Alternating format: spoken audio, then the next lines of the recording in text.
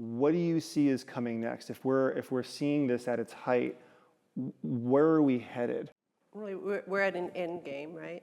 So what happened, so I like what you said, that when women shift the culture, the whole culture shifts. When women shift, the whole culture shifts. And we've hit an end game because we basically, although we want to groan, hit the end of equal rights. You know, we're 51% in the workforce. More women are graduating with PhDs, and so financial security now is in the hands of women. And here's what we discovered: we got equal rights, but not equal fulfillment, and that's the transition that I think we're making. Hopefully, I don't know that we're making, that is possible at this time. And you know, if you have a model, the models that we have for exchange between partners, you know, it could be whatever gender configuration, is if that model is based on transaction, then you're going to have, you'll never have liberation in a culture. And if you don't have liberation in a culture, then you'll never know fulfillment. And what you'll know is the endless round of samsara, the endless round of suffering, and then trying to fix suffering, right? So then what?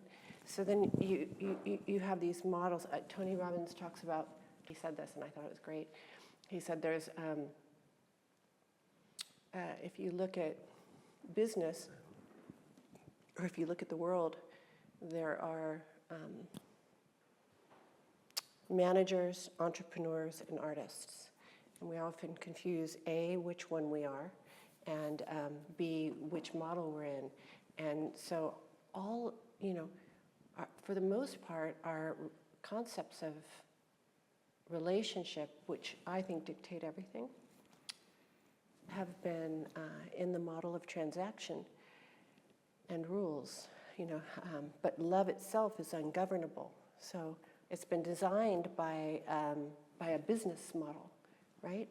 If you do this, if you stop doing this, if you withhold this, if you agree to forego your own freedom, your own desire, then we can transact in this occurrence of business.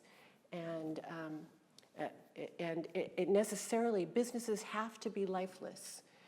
I mean, they can't have too much life because you'll break the rules that keep the transaction from occurring. Does that make sense? And so I think, you know, up until this point in history, and possibly we don't know. I mean, it's Kali Yuga, so you don't know. But I do think it's been designed by men, right? Our idea of love, our idea of relationship has been designed by men, so it makes sense that it's a business model. And I'm hoping that the artists take over. That's, you know, and by the way, I don't think a business model is bad necessarily.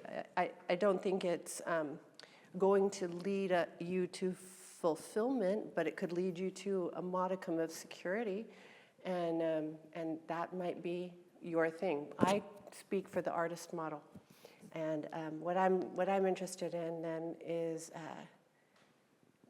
liberation, and so.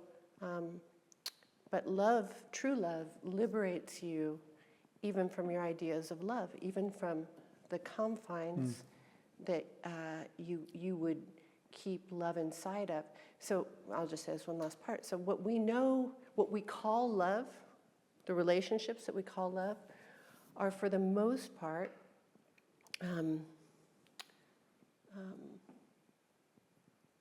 that which strangles love. That which strangles love. And then, and you can tell, first of all, you can just tell by how you feel. Do you feel more liberated in it? Do you have fewer rules? Or do you have greater expression, artistic, sexual, emotional? Are you more free to connect with more people? Are you bigger or smaller? Or are you confined to a security-based business model version of living? You know, does money in any way dictate your experience? Because if it does, you're slightly out of the artist model. Artists tend to not care that much about that because they have the thing we're looking for. And so if you want a kind of unconditional freedom, which is what I'm interested in, then the only way to get it is as an artist. And so then there's this way of living, and that would be rather than having another person or a relationship be what holds you, you hold on to or follow love. And it'll take you on a great adventure.